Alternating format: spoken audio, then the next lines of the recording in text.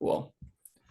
Hello, everyone. I'm Sebastian Salinas. I'm the program director here at TI Atlanta. We're super excited for this course that we just started with ATDC called Financial Literacy 102 Mergers and Acquisition course. Today's going to be a really exciting event. We're going to go over our first module 1 and 2.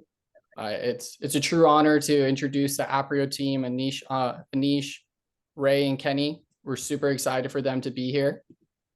And we just got a couple more people joining. So this is going to be a really great crowd. Anish, if you want to take it off now. Yeah, I can. Thank you, Sebastian. Hello, everyone. My name's Anish Amin. I'm a senior manager at Aprio's Transaction Advisory Group. For those of you that don't know, Aprio's been a longtime sponsor of TI and worked with a lot of companies at ATDC over the years. Personally, I deal with technology companies, small, medium-sized businesses looking to sell, or with our private equity partners that looking to buy on the buy side as well. So I got my colleagues here, and I'll let them introduce themselves, Kenny and Ray. And Kenny. Sure. Hey, everybody. Kenny Janis, a senior associate here at Aprio, working alongside Anish and Ray. Been with the firm for about 2 years. Prior to that, graduated from the University of Georgia. I specialize in a lot of different things. Being a senior associate, kind of have my hands in a bunch of different pots around the firm and around our practice, but mostly retail, distribution, and manufacturing is what I deal with. And happy to be here with you guys and teach you a little bit about what we do and what we know. Let Ray take it from there. Hey, everybody. Ray Brady. I'm a manager on the transaction advisory team. I've been with Aprio for a little over a year now, specializing primarily in technology, restaurants, franchises, and hospitality, and healthcare are kind of the three industries that I cover. But yeah, happy to be here and looking forward to showing y'all some great information here. Awesome. Thanks, Ray. And with that, we'll go ahead and jump into our presentation. Kind of just an overview of what we're going to do today. We're covering the first two modules. So module 1, which is the introduction to mergers and acquisitions, and then module 2, which is strategic and practical considerations. And there will be 6 more modules, I believe, the rest of the month, every week following this week, that will focus kind of more in depth on some other topics. We want to give you kind of an overview of the M&A world from our perspective, and give you a little bit of our knowledge. So jumping right into it, we'll talk a little bit about the introduction to mergers and acquisitions. That'll be module 1. It's important to touch on some key terminology that we deal with on a day-to-day basis. So I'll go ahead and touch on all of these, and feel free to ask questions along the way. The point of this is for it to be an interactive session. We want you guys to kind of gain some expertise from us. That can be on a case-by-case basis with your businesses. So it doesn't have to be a lecture, more of a conversation or a discussion. So I'll kind of jump into it. First, we'll talk about EBITDA and a quality of earnings report. So EBITDA is a figure that I'm sure all of you guys know. It's the operational value of the business. So earnings before interest, taxes, depreciation, and amortization. The way we look at EBITDA is on 3 levels. The first level is going to be on a reported basis. So that comes straight from your financials. After that, we look at it on a normalized basis, which is essentially the entirety of our quality of earnings report. We look at what would your business look like on a kind of a median level, right? A normalized level, using that word twice. But what we look for are any expenses to add back to that value of EBITDA, or any non-operational income to deduct that value of EBITDA. And so that's where we look at the normalization adjustments that we present in our quality of earnings report, which is our end deliverable. And then also we look at pro forma EBITDA. So that's going to be your look ahead, your go forward EBITDA that you may have a synergy coming in from a historical transaction, or you may have a new customer that you expect your revenue to grow by X amount, but your historicals don't show that yet. Anything like that, product development, stuff like that, What we do is we focus a lot on normalized and pro forma, but the majority is going to be normalized, looking at historical information from the past 3 years or so, and making sure that what we're presenting to our client is going to be a normalized view of the business. Moving forward, we'll look at the letter of intent, or the LOI. So that's just the agreement between the buyer and the seller. And this agreement may have an exclusivity agreement, which is just a timeline of, when the buyer and seller can't talk to any other parties about a potential transaction. Usually I'd say it's about 90 days, give or take. Sometimes it's on the discretion of the buyer and seller to come to an agreement. But that is the LOI. And actually a step before that would be the IOI. So a indication of interest there. Yeah, indication of interest. And so that's going to be kind of more of an informal agreement. And then the LOI is kind of what solidifies it before the diligence. And then in the diligence side, we look at buy side versus sell side. So like Anish mentioned, we deal with both sides of the coin. On the buy side, our client's going to be a private equity firm or a strategic buyer, which we'll touch on in a few slides, that is looking to, acquire a competitor, or they're looking, as a private equity firm, looking to increase their portfolio, increase their breadth of investments. So that would be the buy side, where we're representing the client, looking at the target's financials. And on the sell side is when we are representing the seller. So a company may come to us with investment banking representation, or they may come to us without investment banking representation, and they just want a sell side report in order to go to market. So that's the two sides of the coin that we look at. And then engagement letters. So that's an agreement between us, the QOV provider, and our client. So whether that be the buyer or the seller, that's just showing them what we're going to lay out, what we're going to do over our diligence process, what we're going to do, our fees associated with it, stuff like that. Not a transactional document, but a business document on our side. Shows the scope of work. Yep, scope of work. Yeah, exactly. Yeah, scope of work. So we're going to look at the quality of earnings. We're going to look at working capital. We're going to look at understanding net cash flow analysis, which is essentially determining that their bank statements and or their financials are accurate compared to their bank statements, stuff like that, payroll recs, all that kind of stuff. And the final one, like I mentioned, would be working capital true up. And so this has to do with a working capital peg that is set between the buyer and the seller during deal negotiations. And so essentially what we look at here is we look to normalize working capital, same way we normalize quality of earnings. We normalize working capital by including or excluding different parts of current assets and current liabilities. And the working capital true up is the dollar value of how much over the working capital, ending working capital amount is over the working capital peg or under. And for example, if there's a buyer and a seller, and the seller is $100,000 under the working capital peg at the time of close, then they owe $100,000 to the buyer. And if it's the other way around, so say they're $100,000 above the working capital peg, then the buyer owes $100,000 to the seller. We usually see this as an addition to purchase price. There's a bunch of different ways to look at that, but that's usually how it goes. Any questions on key terminology? I know we threw a lot of words out there, but any questions, preliminary questions on any of those topics? This is Tanya. Will we have access? Because I'm writing vigorously. Are we going to have access to this presentation or not? Yes, definitely. We'll go ahead and circulate this presentation. I know this is being recorded as well, but we'll go ahead and circulate this PowerPoint. Don't worry, Tanya. I got you. I'll make sure to send a follow-up email with the recording and then as well as the presentation. you can put in a key Awesome. bullet point or send the PowerPoint. Yeah, we'll work with Sebastian on that. Thank you. Okay, awesome. Thank you. Awesome. And I just had a couple of things to sort of add in terms of some examples. So for the normalized piece on the first bullet point, I know Kenny did a great job running through all this, but just some sort of high level examples to sort of help you think about it a little bit. But one that's pretty easy is, with COVID, a lot of companies were getting these credits, right? And so PPP loans, things like that. So that's like a really easy example to think about of an item that's like, we'll go in and pull out those credits, because if you're buying a company, obviously we all hope that COVID doesn't happen again. So you're not expecting those credits or that income or whatever may be related to. Another one that's really think about is personal expenses.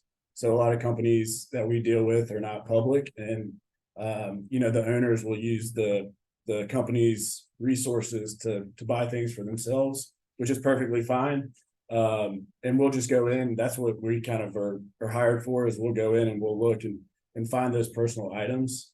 Because obviously, again, as the buyer, you wouldn't expect those things going forward once you own the company yourself.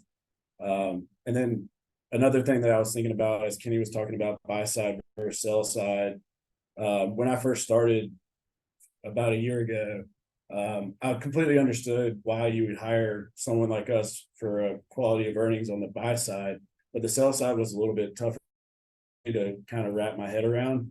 One way because obviously, if you're buying a company, you want a third party's opinion, but if you're selling your company, why would you need sort of a third party to come in and, look at your financials? But one thing that helped me to sort of think about it is like, if you're trying to sell your home, you would have a real estate agent come in and try to stage it and take pictures and do things to make it look, to maybe gloss it up, make it look pretty, so that it's more marketable for someone who's coming in to buy. So that's kind of a more like, sort of day-to-day example of what we're doing. I thought it was nice to kind of think about it as if, you're selling your home or something like that, and having a third party come in and just helping you to clean it up, make it transaction ready. And, the goal of that is to get a better, price when you sell. So That's a good point, right? I like to think about, the sell side as like getting ahead of the narrative, you telling the story of your business in the most beneficial light before you have third parties coming in and, picking it apart. But you kind of want to put your narrative out there first in the best light possible. Tell the story of your business, your growth, to the market. And I think that's something that really help with and communicating. Yeah, I also think it's important to know the difference between us and an investment bank in a sell side. Investment banks trying to get the most money possible, right? They're trying to fluff up the numbers. They're trying to get as high of a purchase price as possible because they get, a percentage in that purchase price. For us, we don't get a percentage. We're trying to be a third party. We're trying to be as unbiased as possible, but knowing that our client is our client, right? So we want to, don't want to do it to their detriment, but we also want to be able to, be unbiased in our engagement. I think that's an important difference. And with bankers, I think they're looking, on a go forward basis, trying to market it on a go forward basis, where most of our work is looking at historicals, cleaning up the historicals, and presenting the historicals in like the normalized EBITDA quality earnings that we mentioned before. Yeah, agreed. Awesome. Sounds good. Well, we will move forward here to talk a little bit about the framework of a transaction. So kind of high level, what we're looking at from start to finish. First, important to note, like I mentioned earlier, on the sell side, usually they're going to have an investment bank, like we mentioned, to produce these deal materials in order to sell the company. Sometimes, we're in the middle market, lower to middle market sometimes, and a lot of our clients on the sell side sometimes don't even have an investment bank. And so that they're kind of on their own. We don't act like an investment bank. We don't go out as a broker. We're not trying to find them buyers, but we will act as a sell side advisor for them. And so that's an important note to make. But usually on the sell side, you're going to see an investment bank coming along with them. And then on a buy side and a sell side, you're going to start out with preliminary discussions. Usually, like with a broker and investment bank, they're going to link the buyer and the seller, and they're going to have discussions on an IOI, like I mentioned. They're going to have an NDA, non-disclosure agreement, and then they're going to eventually get to an LOI, and that's where we come in. That's our quality of earnings report. That's where our diligence begins. And so that moves forward to the assessment and evaluation of the target, and then the due diligence in a virtual data room. So this is kind of the diligence phase. we're going to talk a little bit more about how, it's kind of a difficult process because there's so many different diligence streams. But, in this virtual data room, you'll see financial diligence, you'll see tax diligence, you'll see legal diligence, operational, customer, insurance. There's a lot of different diligence streams that go on in these virtual data rooms and during the diligence process. They're subject to change based off of the industry that the company's in, the size of the company. If it's public versus private, we deal with only private, but if it's public, there's going to be some more diligence that has to be done there. And then going forward, they sign the contract. So they sign the closing documents, they sign the purchase agreement, and the deal is closed. The closing date is usually set in the LOI. And if not in the LOI, then it's kind of a handshake, Estimated closing. Estimated close will be, X date at the end of the month, end of 3 months, end of 6 months. It really depends on kind of the timeline for the buyer, as well as how much diligence needs to go into it during that period. And then you have the purchase agreement. How do you differentiate that? And we'll talk a little bit more later on in module two on the difference between a purchase price, an escrow and a holdback, different ways that the seller is going to get paid by the buyer. And then after that, you have post-deal integration. We don't deal with this. This is more, I believe we have a module on this later on, but more, how do you integrate a seller into the buyer? I mean, there's a lot that goes on there, a lot of operational challenges that both sides notice. And so, definitely a good module to cover for this purpose. Any question on framework for transactions? High level overview there. Awesome. Sounds good. And, we'll do a Q&A at the end of this. So if you have any questions, you can pop it in the chat. I'm monitoring the chat and I can stop us and go over any questions that come in. So perfect. Yep. That's a great idea. So we'll keep moving, but like Anish said, put some chat questions in there if needed. Alrighty, going forward. So why do transactions occur? Essentially they're twofold, right? We're going to look at the buyer side and the sell side. Buyer's a little more complex. The seller is a little more, straightforward. On the buyer side, there's two different areas that the buyer may want to, invest. There's a strategic buyer, and then there's the investment buyer or the private equity firm. First off, on the strategic buyer side, you have vertical and horizontal integration. The first one for vertical, you want to improve your efficiency, improve your supply chain processes. This would be upstream or downstream. Upstream, you would go to the top of the chain, downstream to the bottom of the chain. So, downstream, you would be, acquiring a customer, for example. Upstream, you may be acquiring a vendor. That's the same. And then, in that same vein, you have backward and forward integration. Backward would be, buying a vendor, someone that you are, getting your costs from. So you're buying that company. Maybe you'll get a discount on cost because you own the company. And then forward integration would be buying your customers. So it's kind of, you're kind of going both different ways. There's a lot of different reasons why people do vertical integration, but mostly it's for efficiencies, any synergies that may come about, and then kind of improving the supply chain process.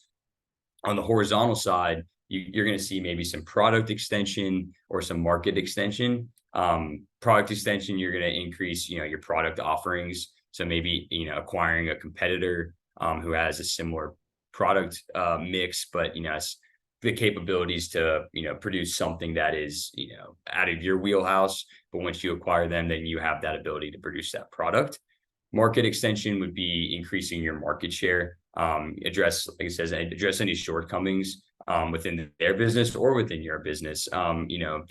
If they do something more efficient than you do, and they're saving more money doing almost the exact same thing, when you acquire them, you're acquiring that process, you're acquiring that efficiency. And so essentially there's, multiple different ways in order to tackle the horizontal integration phase of it. the simplest would be like a geographic moving from if you're, one region of moving internationally or moving, in various segments of the United States can be a good example there. Yeah, agreed. I think kind of going out of the context of business for a second, talking about it's college football time, right? All this college football realignment.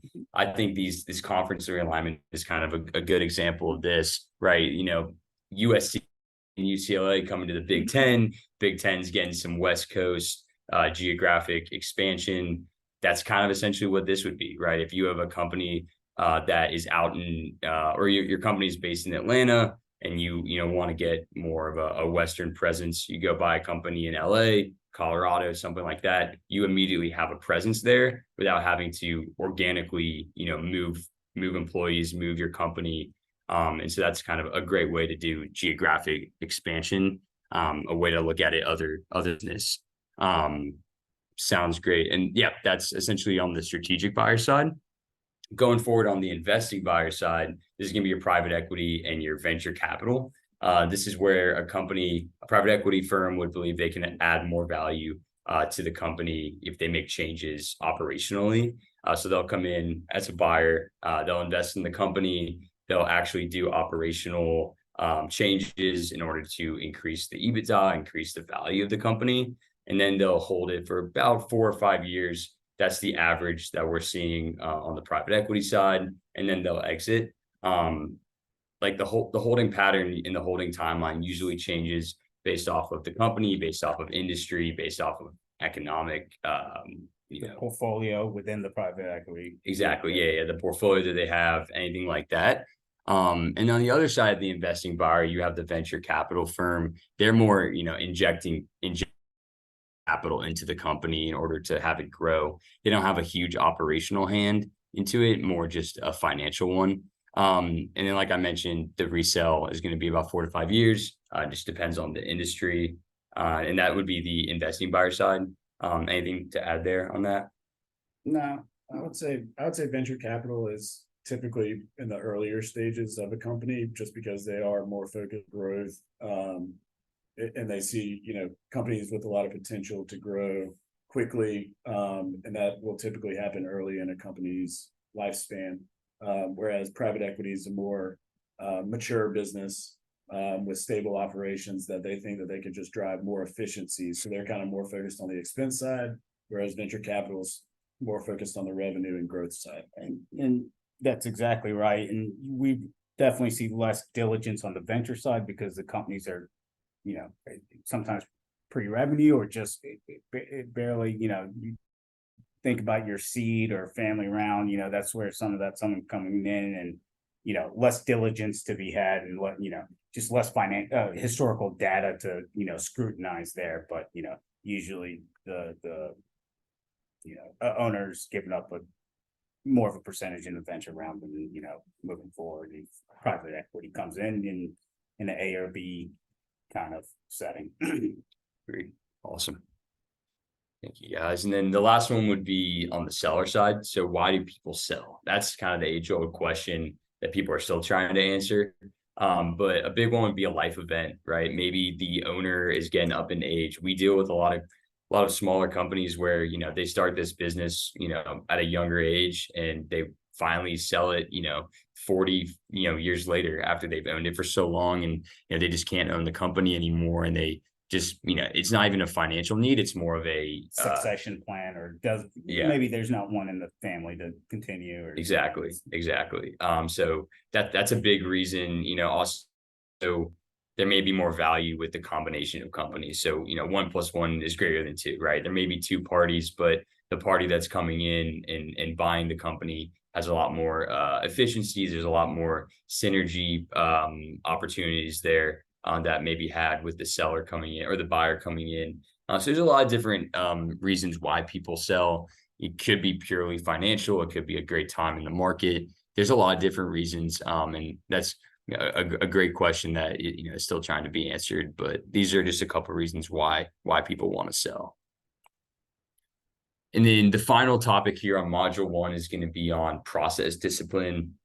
As I mentioned earlier, this process is extensive. It's strenuous. There's a lot of different diligence streams. So you can see here what we do at Aprio. We do financial, we do tax, we do IT diligence, but there's also operational, insurance, legal, customer. there's so much operation, there's so many diligence streams that, you know, goes into a buyer being comfortable with the transaction. And I think that's important to kind of be aware of it going into a transaction. That's not a It's not a simple 2-week deal. It's not even a simple 2-month deal. It takes a while for it to go from preliminary discussions to close to post-close integration, you know, and then it's finally done. So it's a pretty extensive process for sure.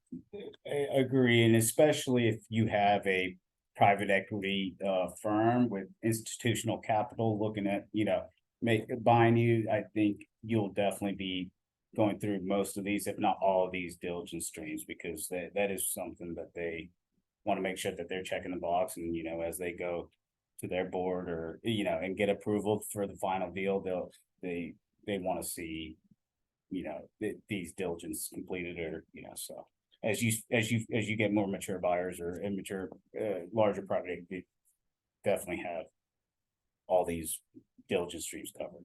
Perfect. Yeah, and I think it's important to touch on the timeline of these diligence streams. You can see here, usually the big red flags are going to come out in financial, tax, and operational. Like I said, we do financial and tax here at Aprio, and so all the times we'll see major red flags, we'll see major issues that actually kill the deal, within a week or two of the LOI being signed. Just because we look at their financials, we see something that is out of the ordinary, something that would make the deal not a good investment for our client. And so that's when the deal generally dies. So it's kind of at the front end of the timeline. And then towards the end, you're going to see more of the legal diligence because they're more expensive. And, once you're kind of at that stage, the deal is going to be done, barring any huge contract disputes or any big legal items that are out there. But usually that's going to be towards the end as it's expensive. And then the buyer is going to be very particular in this process. There's a lot of money that goes into a transaction process, not just the purchase price, not just the working capital true up, not just, the escrow, everything like that. The diligence process is very expensive. And so that's why the buyer is going to really want to be, in the weeds, in the details, making sure every stone is not, left unturned, and make sure that their investment is sound and their investment is a good one for either their portfolio or for their business from an operational standpoint. So that leads us to the end of module 1 here. A lot of stuff thrown out there. Any questions before we jump into module 2? Like I said, we'll have a Q&A after, and any questions in the chat as well. But any questions on anything we covered here in module? I'll throw this out there too. As you said, deal breakers that come up with financial tax. I think our private equity on the buy side, they just want to know it up front so they can negotiate it. And if they have to if it has to be called out in the purchase agreement, they want to know about it ahead of time so we can have those discussions with the buyers and the sellers, and not waste time moving forward. But a lot of those things can be worked out. It's just making sure that we're identifying early in the process. Yeah, definitely. Awesome. Sounds great. Well, I will pass it over to my colleague here, Ray, and he's going to cover module 2.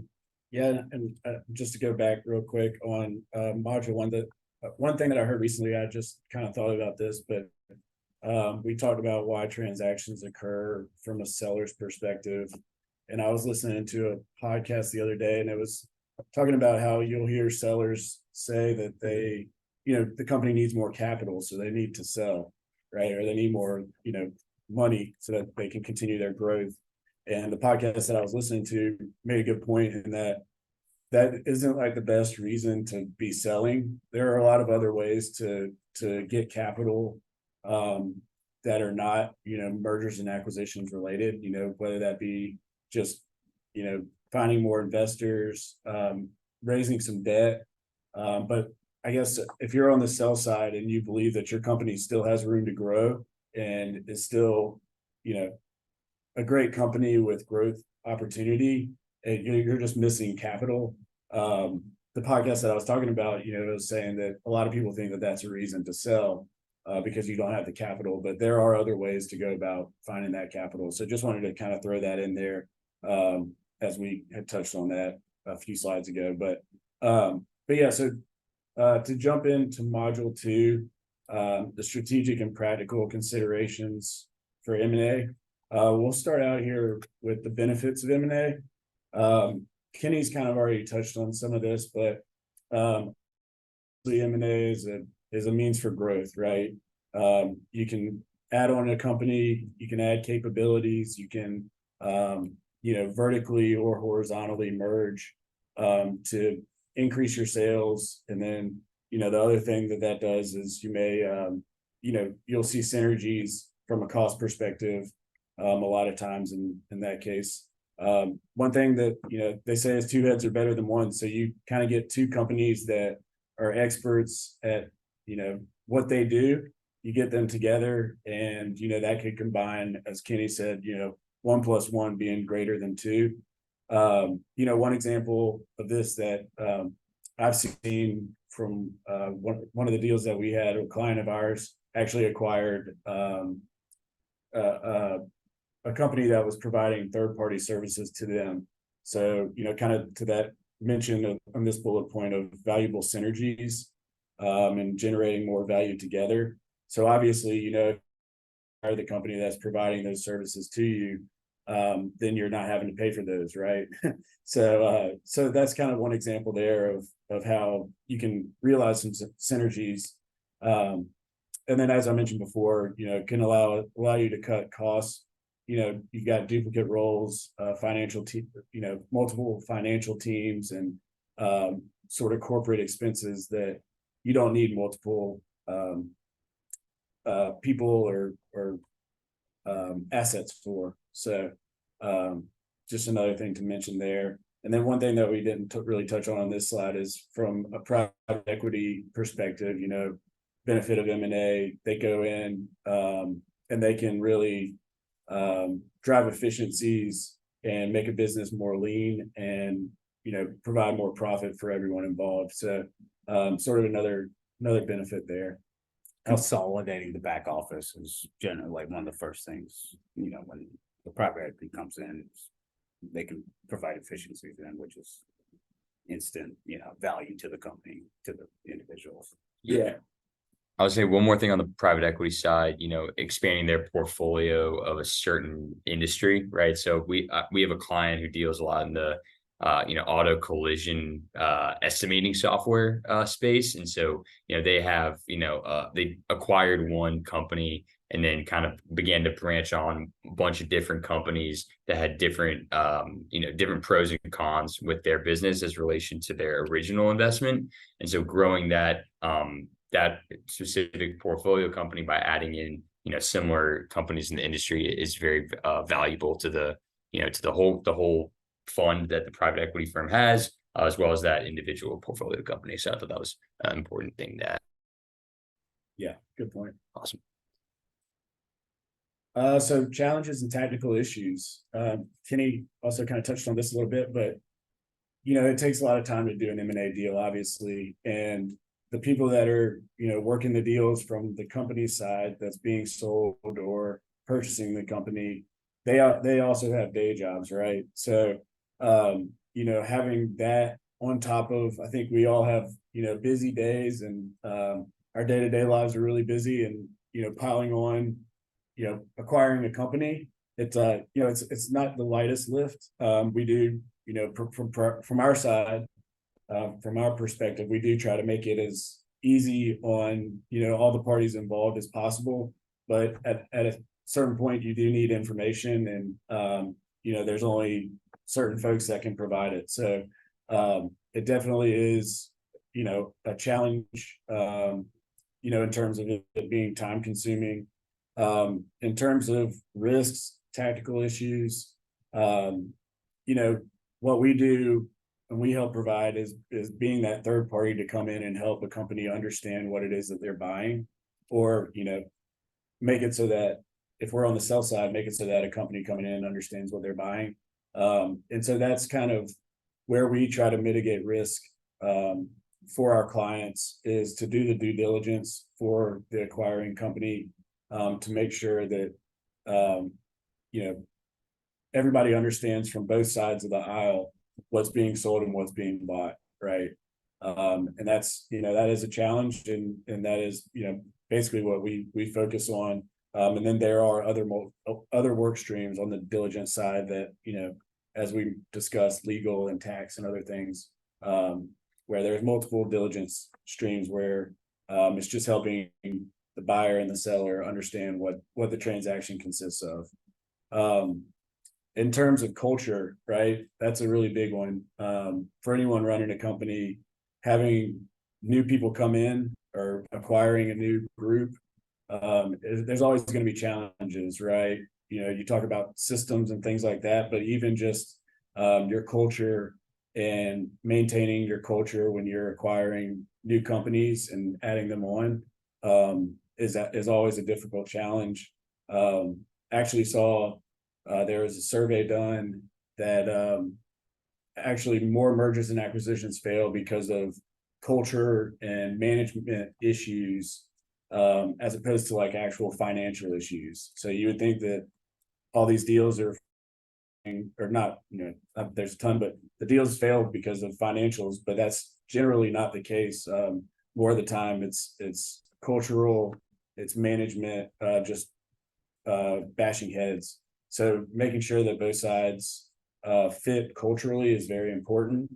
And then the last one to mention is if you're acquiring vertically, you know, you can ultimately lock yourself into, you know, if you have a supplier that you buy something from and you purchase them, then you don't really have the ability to negotiate contract terms and things like that with other, you know, third-party providers. So that could lock you in. That's just one thing to think about in terms of those vertical mergers. Yeah, and that was a good point on culture. One of the things that I've seen recently, you know, is in LOIs from a buy side, from a private equity buying a company, is understanding, you know, key employees. We generally do like a payroll rec, understanding like, you know, the head counts, things like that, but they want to go a little step deeper and understand just, you know, the key employees that they, you know, expect to retain moving forward, and so they can, you know, enter into, you know, employment agreements and making sure that they are, those key employees, you know, understand their culture moving forward and get a good fit, you know, because like you said, that you don't want, you know, just the deal to go sour after, you know, because of the culture fit. Yeah, so that is one thing that we're seeing, and where PEs want to understand key employees of the business and sustaining their customers, basically. Awesome. Yeah. So if you don't want to get into M&A, what are some alternatives and alignments that you can make, some options where you don't have that, you know, full commitment to a merger or an acquisition? The first would be an affiliation. So this would just be, you know, buying a stake in a company, less than 50% ownership, but just so that you know, you maybe it's a supplier or something like that, but you have a vested interest in how that business does. If you're, especially, you know, I like owning stock of companies that I buy from a lot. So, you know, that's sort of just me personally, but that would be kind of an example of an affiliation. Joint ventures, you know, basically these are agreements to sort of combine resources and have a common goal. And it typically requires a limited investment up front. So good opportunities there.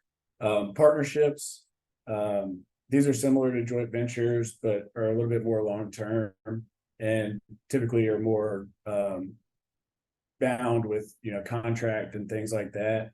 One example of this would be like Red Bull and GoPro. You know, GoPro is extreme and Red Bull is also extreme, but they are completely separate products. But they've got partnerships to you know, do things together, advertise together, go to events and things like that together. Because if one does well, then you would assume then that the other one would do well. And then market collaboration, last one here. This is a little bit less formal, but basically it's marketing together with each other. I think one good example, I don't know if people remember the Got Milk commercials, but you know, a lot of folks don't, maybe people do know this, but that's actually paid for by all the milk providers throughout the US. But they just market together so that there's awareness out there about, you know, milk and its benefits. So that's kind of an example there of kind of getting together and marketing together, because you're all, you know, a high tide raises all boats sort of situation. Yeah. So any questions there? All right. Keep moving. All right, so candidate screening, we kind of talked about this a little bit with the culture piece, but it's M&A is really a two-way street, right? I mean, both sides need to kind of see the benefits of the deal and be on the same page as to the direction of the company, the direction of the new unit that's being formed.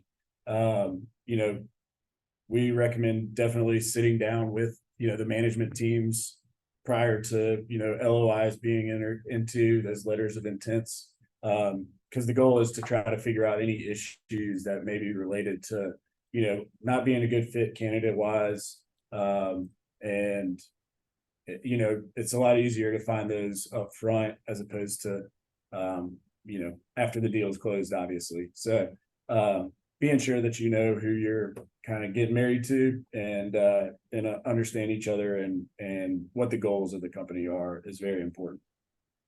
Yeah, I think, you know, even if you're selling your company, you may have a employment agreement in place that, you know, says that you're going to be with the company for X amount of years, or you're not going to be with the company.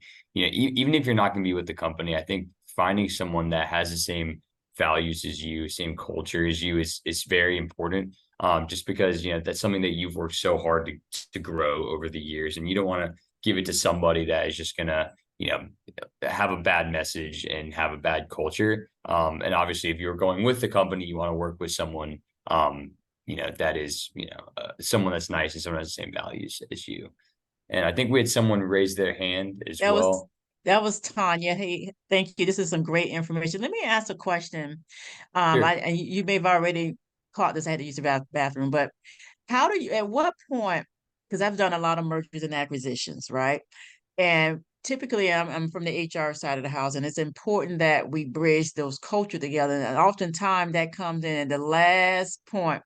And so at what point would you recommend, because I've seen it happen where, you know, all the financials, the due diligence, all that stuff was done, and then it was a rush to bring in the HR, the culture side of the house, and we have to, like you just said, make sure it's a right fit. What do you recommend when did that process take place? That's a good question. You know, with the HR diligence, usually, you know, I think the financial side usually starts it off. I know with, like I said earlier, you know, we've seen it in the LOI where they want to identify or get the target to identify, you know, key employees that they believe are kind of must needs going forward, especially around, you know, maintaining their customers. But that's always been on, you know, and we'll bring it up during our financial calls, is like when we're going through, you know, maybe their census and saying, you know, is this person key, or is it, you know, with the owner, but you know, they're it's generally the first time that the owner's thinking about something like this. Yeah.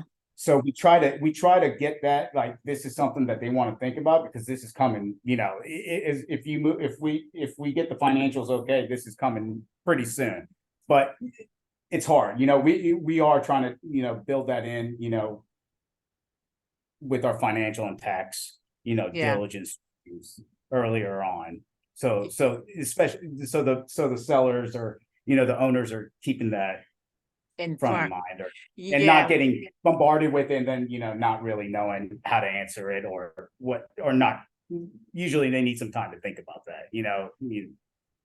Right, Yeah, because I think that part always get lost in the sauce. You like right now we have one right now. We got a U.S. company and a European company.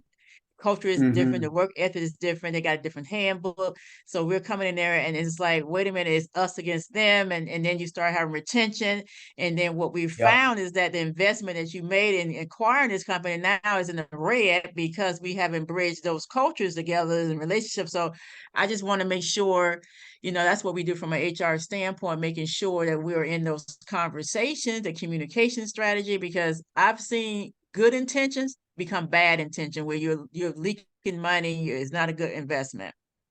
Yeah, and then it sounds like something where you're dealing with where it wasn't kind of thought about until later on in the streams, right? Or until after closing, Yeah. and then now this is Right. a post-close situation that's coming up.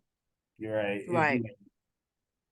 yeah, I think some of this culture diligence comes organically, just in conversations, right? So in these preliminary discussions with the buyer or the seller, during the NDA period, just kind of conversations where management's talking to management. I think that's when culture kind of comes up and you can kind of tell if it's a good fit, whether that's a, actual diligence stream or whether it has any effect or whether there's someone from HR or the culture team that's involved in those conversations. That's kind of up to the buyers and sellers. And I wish there was, more concrete, way to do that. But I think that's what we see when, a buyer may be trying to buy a company and they're just talking through the NDA and they're being difficult and it's not the right fit. Then they'll just sometimes kill the deal before. I mean, we don't see it often, but I think organically those cultural tensions can pop up pretty quickly. And this is a big operational thing that we see, from the Mhm. buyer's side, the operational team will come in depending on what, vertically, horizontal, whatever type of integration it is. Do we have the personnel to take over this operation that we're putting on? If not, who is required, moving forward? And that's Right. where I think, and then if they do identify, X number of people, I think where maybe sounds like you're coming into play with the HR and making sure that the people that are coming on is. Yeah. Absolutely. And I think a lot of people just take for granted HR, the people side of the business is Yeah. equally important. And so we get in after the fact and we just want to raise awareness that we need to be at the table when you even thinking about, buying and what this looks like from from an employee standpoint and a culture standpoint. Because especially if you're going to maintain the brand, Yep. when you're maintaining the brand, it has to be seamless. Yeah. People are the business. So the business is That's pretty right. much nothing without That's it. a great point. Thank you, Tanya, for that. No problem. Yeah, and that goes towards that, survey that mentioned that, more deals end up not working out because of the culture side than the actual financials. Yeah, so it is tough. It's a challenge. But great point. All right, so jump into synergies and pro forma analysis. So when we say pro forma analysis, Kenny kind of talked to this a little bit, but it's basically items, as Kenny had mentioned. Maybe you got a new customer that just came on, but they wouldn't have historically been in your revenue figures. So that would be a sort of a pro forma, sort of, in a perfect world, what would your business look like? And then synergies, I don't know if we talked about this, but synergies are just things that basically benefits that you receive from a merger and acquisition, whether that be cost reductions or, more revenue. Typically, when you're talking about synergies, it's more on the cost side. So it'd be like, getting better contract terms because you're buying more product, right? Or buying more supplies. Or, a synergy would be, now you got two CFOs, so you only need one. So, you'd save some money there. So synergies, you're typically thinking about it on the cost side. And one thing that, we've seen, and you'll probably hear a lot if you kind of read into M&A is synergies and pro formas are very, at times they're tough to quantify, right? Specifically, you think about, as I mentioned, new contracts or, expectations for things that aren't so, black and white kind of gray area items where, the buyer may, or the seller may say, oh yeah, well, we've got this contract coming up in a month, we think that we can get XYZ terms on it, that'll save us $1 million. And, it's kind of hard to say how, accurate that new estimate may be. So it's a lot of estimates and a lot of sort of more guesswork on a lot of those synergy items. One where it is a little bit easier, as I mentioned, is headcount is typically a little bit easier because it is, kind of a person's either in the seat or they're not in the seat. But even in terms of timing of when, a transition may happen from that, 2 CFOs to 1 CFO, the seller may say, oh, that'll happen in a week, but I think we all know that it may take a little bit longer than that. And so difficult to quantify. Some of the items you can bring in experts, like for IT. So like if you've got 2 instances where you're, both companies are paying for an Adobe Acrobat license or something like that, coming in and having somebody take a look at both companies' IT infrastructure and figuring out where there might be duplication of efforts. And so, that would be where some of those line items, it may make sense to bring in some experts that have more knowledge to each separate type of item. Because I'm not very myself, so I would definitely have to call somebody in for that. But yeah, so that's kind of the synergies and pro forma piece there. I don't know if you have anything to add. Usually we see this from a buy side, from their operational team will generally have cost reductions and cost synergies come up that they're factoring in, and we'll review these cost synergies that they provide and see if it's reasonable, and we'll into our QFPs usually is how this comes. And this goes to head counts and your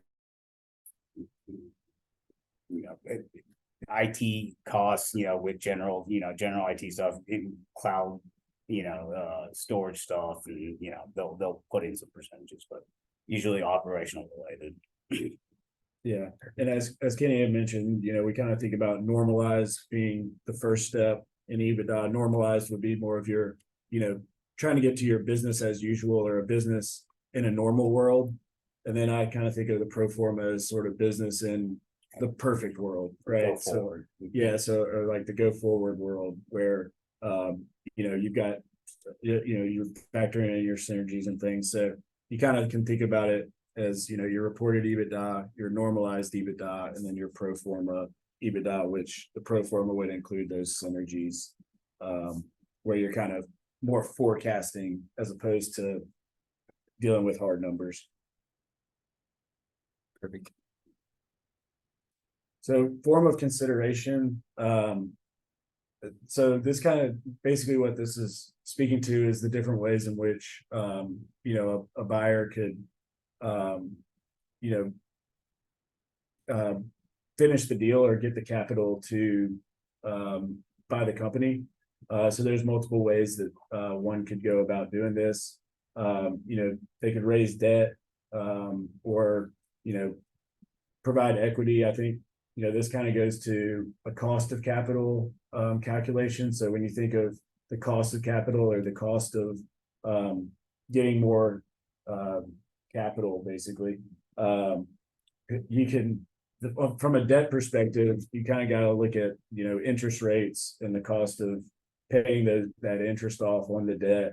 From an equity side, you would think more about what's the cost of the stock and what's the value of that stock that you're providing. So there's multiple ways for a buyer to kind of get the capital needed to close the deal. And then one thing to think about too is in terms of buying a company, there may be incentives for, the seller and the buyer, typically the seller. If you say, as we had kind of talked about, if you say, oh, we've got a new customer that's coming on, and there could be an incentive there that says, okay, we see that you're saying that you have a new customer coming on, but does that actually come to fruition, right? So if it actually comes to fruition, and they make $1 million on this new customer, and that might be like the target, then the seller would get some sort of what's called an earnout. And so that's basically just incentives for continued good business, running the business well and continuing to be profitable and hitting certain targets. One thing on the incentives that I want to point out, on the earnouts, we're seeing a lot of, in the software spaces, like maintaining your ARR or MRR. So, we'll look at your annual recurring revenue or monthly recurring revenue is really important. And these PE firms want to see that continue. So there'll be an earnout, 12 months after close. And, if you maintain your the ARR and didn't have any customers leave or churn, there's an earnout for that. So, stuff like that is something that we're seeing a lot more of. Yeah, and on that same note, kind of on the non-software side, we see a lot of the same things just with EBITDA, right? So it's like, say your ending EBITDA is 2, but in the LOI or the purchase agreement, you have to maintain a $3 million or $2.5 million EBITDA after 12 months or whatever. It's very similar, but in these other industries, it's not just revenue focused, because you have a lot more kind of on the hitting the bottom line as opposed to just revenue. I think that's important. And just another note here, sorry, Ray, on this flow of funds is a pretty big aspect of these deals. Kind of, I understand we're getting paid, but how are we getting paid? And when are we getting paid? And that's a big agreement that happens between the buyer and the seller of, how are they getting the purchase price? How are they getting the earnout? How are they getting the holdbacks? And this is also all laid out in the LOI, like we mentioned at the beginning of the presentation. Basically what will happen is the buyer and the seller will come to an agreement on the purchase price, and then a holdback or an earnout or a multiple, right? So it's like a multiple off of EBITDA, which, could be subject to diligence. So, sometimes our clients will say, we don't know what the purchase price is now, but we kind of know a multiple. And so once we figure out what your normalized EBITDA is based off of financial diligence, then we'll apply that multiple, and then you'll get your purchase price. So we'll see that sometimes. I think it was important to note that. Yeah. And then I don't know that we really touched on the escrow, escrow accounts, but there may be some escrow accounts out there as the deal closes where, the seller will put some money in an escrow account. One easy one to think of is like accounts receivable. So if you're supposed to receive a certain dollar amount from a customer, if the business ends up receiving that amount, then the escrow goes back to the seller. If you end up, that account, they don't pay for whatever reason, then, basically the escrow account would pay the buyer for basically the client not, paying for their AR or accounts receivable. And so that's just one example, but there are multiple examples of how escrow accounts, where basically the buyer or the seller put their money for a time being. And then in terms of how things kind of shake out after, 6 months, 12 months, how things shake out, then that kind of escrow account is used to sort of true everything up at the end of whatever the time period may be. And I mean, you brought up AR, but that's working capital in general usually is pegged to a number, and then we can see escrow, there's an escrow amount, and then anything above and below that working capital amount will get paid out to respective parties. So it's one way that's just one way of many ways, true your working capital post close. Yeah. So I think the gist there is there's a lot of ways to make sure that everybody feels like it was an even deal, even months down the road, and make sure everybody's adequately compensated for how things shake out. Agreed. All right. So, in the case that a merger or an acquisition doesn't work out, what's plan B? What are next steps for a company in that case? If it's a buy side or a company that's looking to buy, if they've got an internal business development team, obviously they can go out, continue to look for possible targets. I know there are, publications and things like that where the development team may be able to find more possible targets. And then the other opportunity would be, just to continue operational growth. Obviously that's a little bit tougher if you were looking at an M&A deal, but there may be organic growth there for the potential buyer that they didn't think that they had. And then on the sell side, typically sell sides, we see using investment bankers, and that's part of the investment bank's sort of role, is to find potential buyers for that seller. And so, if it falls through, then the banking team can definitely go back to see what other potential buyers there may be. And then, usually like a 12 to 18 month, period there that with the bankers on the sell side. So generally. Yeah. So you've got, So they typically get engaged for longer than just one shot at it. So definitely an option there. And then, if the needs are financial, then a recapitalization, whether that's taking on more debt or, finding more investors, distributing more equity, then that's also an option on the sell side. Awesome. And then post close, and to sort of wrap up the second module here, post close, I know that there is another module kind of that talks to this. I'm not sure which module it is, but ultimately there are kind of four ways to think about this: operational, financial, people, and then legal. We're not going to touch too much on the legal, but the operational, as we mentioned, the escrow accounts, reps and warranties, for insurance providers, then, typically, the third parties will come in and represent to the findings of our diligence. And so that's kind of what we mean by reps and warranties there for any interested third parties, whether that be debt providers or insurance companies or anything like that. Then the people who do the diligence will come in and sort of rep to what the findings were. Any holdbacks, which are similar to escrows, and then targets and bonuses, which we kind of talked to on the incentive side. Those module 5 and 6 will cover a lot of this around this. Yeah, so 5 and 6. So be sure to tune in there. Financial lead, looking at earnouts and then equity participation. And then in terms of people, we kind of touched on this a little bit. They'll go into more detail, but any non-competes or retention agreements with current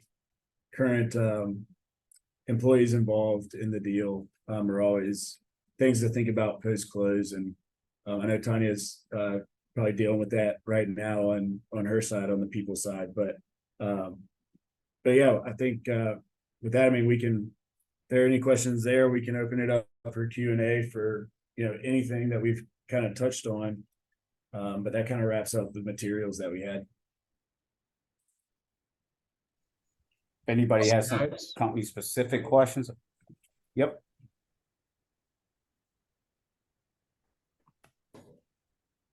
No, I was Hey saying, guys, go ahead, Juan. hey guys, Hey, Juan. thank you very much for all this information. So I really appreciate all this. This helps me dramatically. The one thing is, do you guys also offer from the seller's perspective? I think we talk a lot of the buyer side of things. The sellers, that's the service that you also offer.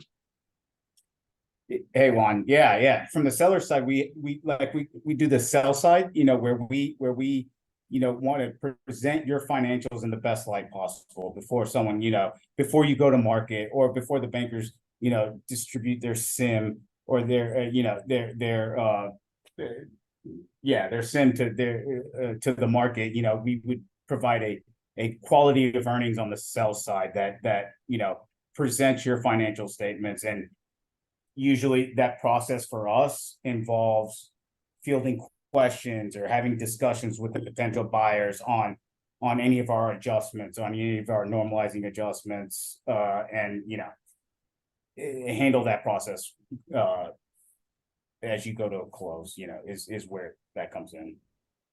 Gotcha. So it's much longer. The sell side is a much longer on our end versus, on the buy side, we do the QV and it's yes or no by the PE group or whoever the buyer is, and then it's done, versus we may take calls and questions from 3, 4, 5 different buyers potentially, yeah. Awesome. Oh, thank you. So we'll be talking pretty soon. Yeah, Juan, we'll see you soon.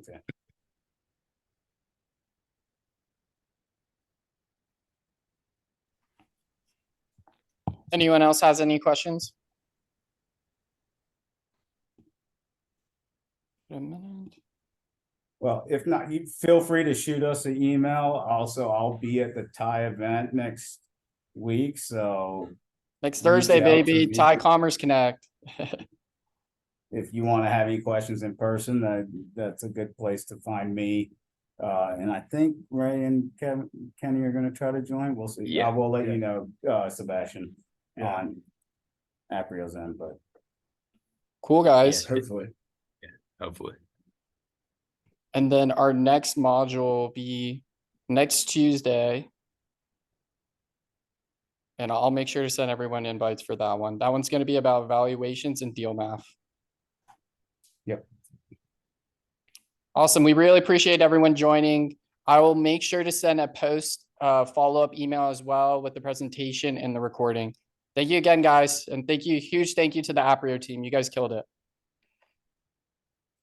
Great. thank you guys. Sebastian. Thank you so much, everybody. See ya. Thank you. Thank you. Fantastic lecture. Bye, everyone.